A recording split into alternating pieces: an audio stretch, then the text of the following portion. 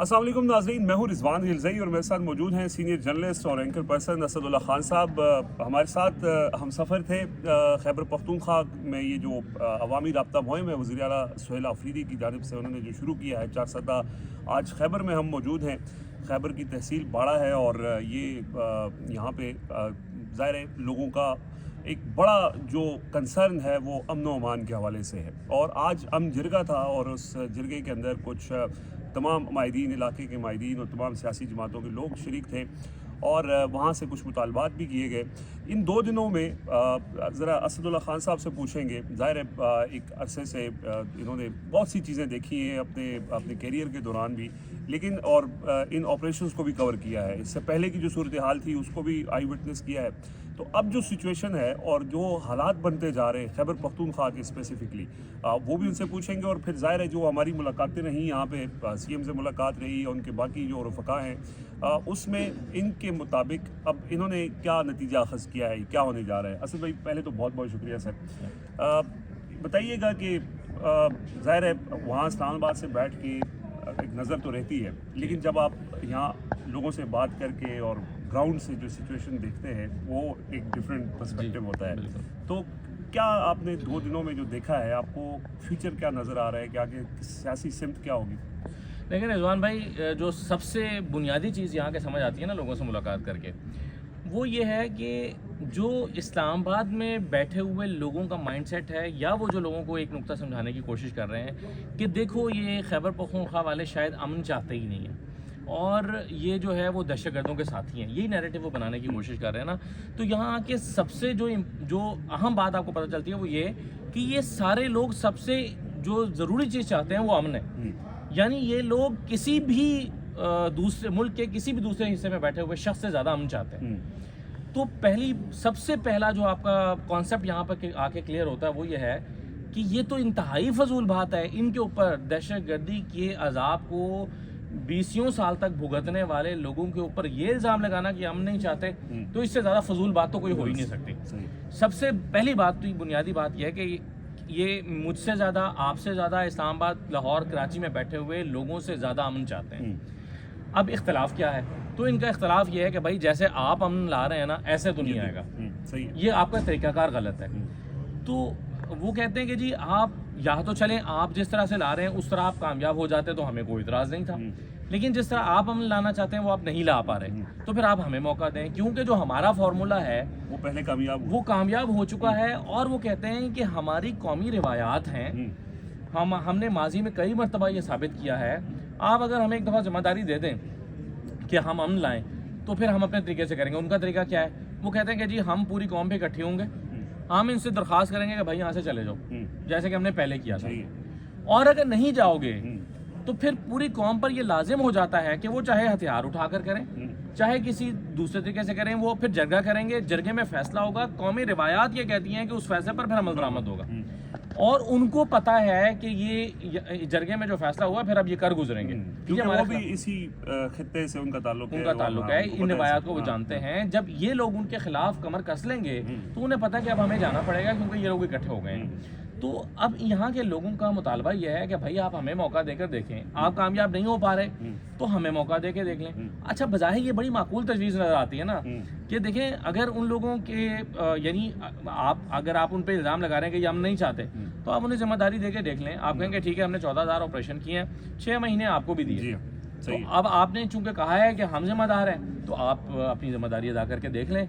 हाँ, अगर ये लोग नाकाम हो जाते हैं तो फिर दोबारा जवाब भी बन जाएगा और फिर दोबारा डिबेट होगी कि भाई देखें आप भी नाकाम हो गए, अब हमें आप ऑपरेशन करने दें। तो मेरा ख्याल है कि मुद्दा टोटल पब्लिक ओपिनियन भी फिर बन जाएगी कि ठीक है यार ये ऑपरेशन ठीक है। जो अब इस वक्त बन नहीं रही कि एक चीज़ हमने यहाँ ये देखी, जो सियासी इत्तेहाद बना हुआ है जिसके अंदर सारी पॉलिटिकल जमातें हैं। आज जिरगे के अंदर वो उस इत्तेहाद के नुमाइंदे भी मौजूद थे और वो सब कह रहे हैं कि ऑपरेशन मसले का हल नहीं। देखिए, आपने बड़ी ज़बरदस्त बात की। अता ताड़ साहब एक प्रेस कॉन्फ्रेंस करते हैं इस्लामाबाद में बैठ के और कहते हैं कि ये दहशतगर्दों के साथी हैं।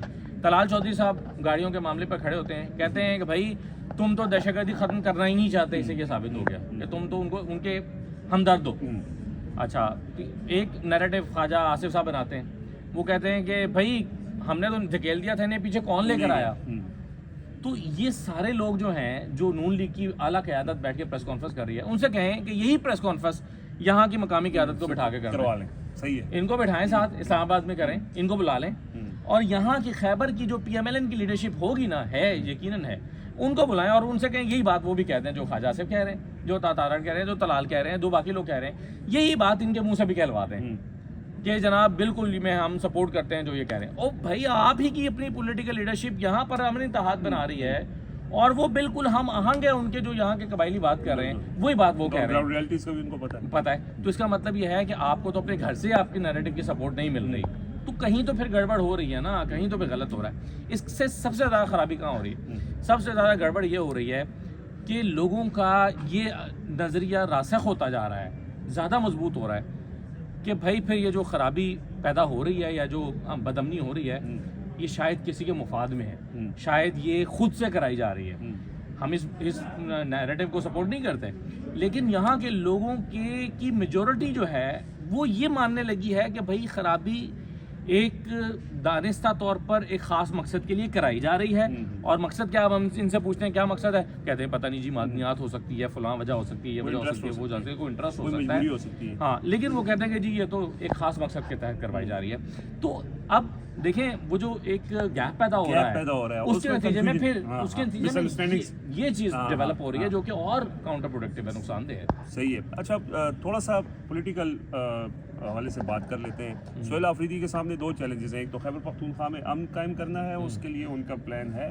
دوسرا لوگوں کی ان سے امیدیں ہیں کہ وہ عمران خان کی رہائی کے لیے کردار ادا کریں گے. کل 4 میں آپ نے دیکھا وہاں پہ ہر کسی کا مطالبہ یہی تھا, باقی وہ عوامی رابطہ مہم اس سلسلے میں کر بھی رہے ہیں. جی, تو آپ کو لگتا ہے کہ یہ اتنا آسان ان کے لیے چیلنج ہے, کیا وہ کر پائیں گے؟ ملاقات ان کی ہو نہیں رہی ہے, اور ایک تاثر یہ بنایا جا رہا ہے کہ خیبر پختونخوا میں, اور وہی وہ لوگ جن کا آپ نے ذکر کیا ہے کہ وہ کہہ رہے ہیں کہ جی ایک بندہ لگا لیا گیا ہے, کبھی اس کو عثمان بزدار سے کمپیریزن کرتے ہیں, کبھی کہتے ہیں کہ بڑا جذباتی ہے, کبھی کہتے ہیں دہشت گردوں کا سہولت کار ہے.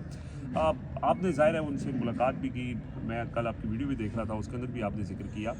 تو ایک چیز یہ بتائیں کہ اس ایک طرف یہ تاثر ہے اور دوسری طرف ان کے پلانز ہیں, لیکن وہ اس پہ عمل درآمد ابھی تک نہیں کر رہے. وہ کہہ رہے ہیں پہلے میری عمران خان سے ملاقات کریں. ان کابینہ کا بھی ایک ضد سی انہوں نے لے لی ہے, اور حکومت کی بھی ضد ہے کہ نہیں ملاقات کروائیں گے, تو ایک اس میں بھی ایک گیپ سا بن رہا ہے. اچھا دیکھیں, ایک چیز تو یہ ہے کہ پہلے تو ہم یہ دیکھ لیتے ہیں کہ یہ ضد ہے یا ضرورت ہے. اچھا, سہیل آفریدی صاحب سے گفتگو کر کے لگتا ہے کہ ان کی ضرورت ہے, ضد نہیں ہے. صحیح ہے. یعنی انہیں لگتا ہے کہ بھائی میں نے کن لوگوں کو کابینہ میں لینا ہے, کن کو نہیں لینا. تو اس میں ہمیں یہ لگا ان کی باتیں سن کے کہ جیسے ان کے ذہن میں کوئی الجھن ہے اس بات میں. یعنی ایک وہ لوگ ہیں کہ جو جن کی پارٹی کے لیے یا پارٹی کے ساتھ کھڑے ہوئے ہیں, لیکن وہ اتنے افیکٹو شاید وزیر نہیں ہیں, اتنے ایسے پرفارمر نہیں ہیں. اچھا, کچھ ایسے لوگ ہیں جن کی اسٹیبلشمنٹ کے ساتھ رابطے ہیں. تو کیا عمران خان کی یہ ضرورت ہے کہ اسٹیبلشمنٹ سے رابطے والا بندہ ہونا چاہیے؟ اگر ضرورت نہیں ہے تو ان کو کابینہ میں نہ لیا جائے, ان کی اور کوئی ضرورت نہیں ہے. صحیح ہے. مطلب ان کی اگر کابینہ میں آتے ہیں, ویسے تو خیر وہ کابینہ میں آئے بغیر بھی یہ ڈیوٹی پرفارم کر سکتے ہیں اگر وہ چاہیں تو, یا عمران خان چاہتے ہوں. تو مجھے ان کی باتوں سے لگا کہ کئی ایسے سوالات ہیں جس کے جوابات آنے کے بعد وہ کابینہ تشکیل دینا چاہتے ہیں. تو ان کی ضرورت پہلے ہے. ہاں, بعد میں اگر ضد بن گئی ہے کہ انہوں نے کہا کہ جی میں نے اب چونکہ کہہ دیا ہے, اگر میں اس کے بغیر جاتا ہوں تو پھر تو وہ علی امین گنڈا پر پور والی صورتحال ہو جائے گی, تو لوگوں کی جو مجھ سے توقعات ہیں وہ تو پوری ہوں گی. لوگ یہ چاہتے ہیں کہ بھائی پھر تم نے پھر جو کہا ہے وہ کرو. علی امین گنڈا پور کا یہ پرابلم تھا نا, وہ کہتے تھے کہ 90 دن میں رہا کراؤں گا ورنہ سیاست چھوڑ دوں گا, تو وہ تو نہیں کرتے تھے. یا کہتے تھے اب آ رہے ہیں تو یا پھر گولی چلے گی, ہم تمہیں بھی گولی ماریں گے.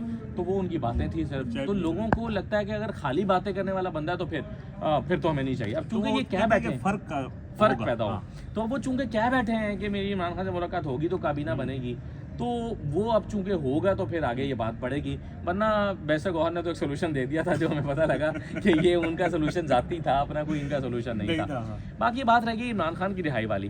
تو دیکھیں, مجھے یہ لگتا ہے کہ یہاں کے لوگوں کے ذہن میں یہ ہے کہ عمران خان کی رہائی کی تحریک کامیاب ہو جانی تھی اگر علی امین گنڈا پور کا کمپرومائز نہ ہوتا. یہ لوگوں کو لگتا ہے. ہو سکتا ہے کہ اسلام آباد میں بیٹھ کے مجھے آپ کو مختلف لگتا ہو, لیکن یہاں کے لوگوں کو لگتا ہے کہ بھائی ہم تو تقریباً کر بیٹھے تھے. مثلا میں نے آپ ایک اہم شخصیت سے رات پوچھا کہ بھائی اگر آپ علی امین گنڈا پور کی جگہ ہوتے, لیڈ کر رہے ہوتے, تو آپ کیا کرتے؟ تو انہوں نے کہا کہ بیٹھ جاتا, گولی کھاتا, مر جاتا, اٹھ کے نہ آتا. ٹھیک ہے, تو اب یہ ہے یہاں کے لوگوں کا خیال، وہ جو لوگ سوچتے ہیں کہ اگر ہم نے تو عمران خان کو رہا کرا لیا تھا، اچھا ہو سکتا ہے وہ غلط سوچ رہے ہوں مگر وہ یہی سوچ رہے ہیں، ٹھیک ہے.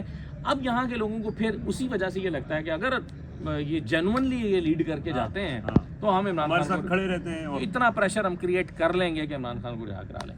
لیکن دوسری طرف کا نقطہ نظر یہ ہے وہ اسلام آباد کے وہ لوگ جو دوسرے دھڑے میں مانے جاتے ہیں، یہ اسٹیبلشمنٹ کے قریب سمجھے جاتے ہیں، وہ سمجھتے ہیں بھائی یہ اگر تو یہ اس لیے لایا گیا کہ عمران خان کو رہا کرانا، تو یہ عمران خان کو تو رہا نہیں کرا سکتا، تو بہتر ہے کہ یہ اپنے آپ کو اس امتحان میں نہ ڈالیں. تو عمران خان کو چونکہ رہا نے تو ہونا نہیں ہے. اب آپ دیکھیں آج انصار عباسی صاحب کی سٹوری تھی اخبار میں، تو انہوں نے کہا کہ 2026 تک بھی نہیں ہونا. وہ کہنا وہ یہ چاہ رہے ہیں. اس سے پہلے آپ نے دیکھا کہ سہیل بڑائی صاحب نے کیا کہا، سہیل بڑائی صاحب نے کہا کہ اب فیصلہ کرنا پڑے گا ان کی زندگی کے حوالے سے. یعنی آپ دیکھیں نا کہ کیا بات کر رہے ہیں. آپ سوچیں کہ بھائی کب تک ان کو رکھ کے، یعنی وہ کہتے ہیں کہ جی عمران خان کو جیل میں رکھا ہوا ہے تو انریسٹ کریٹ ہو رہا ہے، تو فیصلہ کرنا پڑے گا کہ ان کی زندگی کا کیا کرنا ہے یا کیسے کرنا ہے. تو یہ ہے وہ جواب جو بیسیکلی دیا گیا ہے. چونکہ روزانہ پریس کانفرنس تو دوسری طرف سے ہو نہیں سکتی، تو ایک اور طریقے سے جواب دیا جاتا ہے. تو اب انہوں نے چونکہ یہ ایک مسلسل کہہ رہے ہیں جی اب عمران خان کو رہا کروانا ہے، تو ان کو یہ بتانے کی کوشش کی جا رہی ہے کہ بھائی اگر تم اسلام آباد آؤ گے بھی تو رہا تو عمران خان نے ہونا نہیں ہے، اس لیے تو 2026 میں بھی رہا نہیں ہونا، تو اس لیے نہ ہو تو بہتر ہے. لیکن اس طرح کی خبریں آنے سے کیا ہوتا ہے، اور چیزوں کے لوگوں کے اندر اگریشن پیدا ہوتا ہے. لوگ کہتے ہیں اچھا یہ بات ہے تو پھر تم 2026 کی بات کر رہے ہو تو رہا کروا کے دکھائیں گے. اس کے نتیجے میں عمران خان نے رہا ہونا یا نہیں ہونا یہ تو ہمیں پتہ نہیں ہے، لیکن ایک چیز یقینی ہوگی اور وہ ہے تصادم. کیونکہ جب آپ تناؤ بڑھ جاتا ہے، آپ کہتے ہیں کہ جی ہم نے عمران خان کو رہا کرانا، وہ کہتا ہے پھر کرا کے دیکھ لو 2026 تک تو ہم نہیں کرنے لگے. تو اس کی اور عدالتوں کی بے بسی کا بھی انصار عباسی صاحب نے خود ہی ذکر کر دیا کہ ڈیل ہوگی تو عدالتوں سے کوئی ریلیف ملے گا. تو عدالتوں کی اس کا مطلب اوقات یہ ہے کہ ڈیل ہوگی تو آپ نے فیصلے دینے ہیں، ڈیل نہیں ہوگی تو عدالتیں فیصلہ بھی نہیں دیں گی. تو اس سارے کا جو نتیجہ ہمیں نکلتا نظر آ رہا ہے وہ تو تصادم ہے، اور جو کہ بالکل ایکسپیکٹڈ ہے. بس لاسٹ فائنل کامنٹ کر دیں، کیا دیکھ رہے ہیں کہ جو بڑی کال ہے وہ کب تک ایکسپیکٹڈ ہے؟ نومبر میں. ہاں مجھے جو اندازہ ہوا وہ یہ ہے، کیونکہ دیکھیں رات جو ہمیں جو ایکسپیکٹڈ کابینہ کے لوگ ہیں ان سے ملاقاتوں سے، ظاہر ہے وہ چیف منسٹر سے بھی بات چیت کرتے ہوں گے، ان سے ملاقاتوں سے تو یہ اندازہ ہوا کہ وہ یہ کہہ رہے تھے کہ جب خان یہ کہہ دیتا ہے نا کہ تیاری کر لو تو اس کا مطلب ہے خان نے تاریخ سوچ رکھی ہوتی ہے. تو ہم یہ ایکسپیکٹ کر رہے ہیں کہ کسی بھی لمحے خان تاریخ دے سکتا ہے اور وہ نومبر ہی ہو سکتی ہے. تو مجھے تو یہ لگ رہا ہے کہ نومبر میں. چلیے جی، بہت شکریہ اسد بھائی آپ کے ٹائم کا. اسد اللہ خان صاحب ہمارے ساتھ موجود تھے، اپنا فیڈ بیک ضرور دیجیے گا. اجازت دیجیے، اللہ حافظ.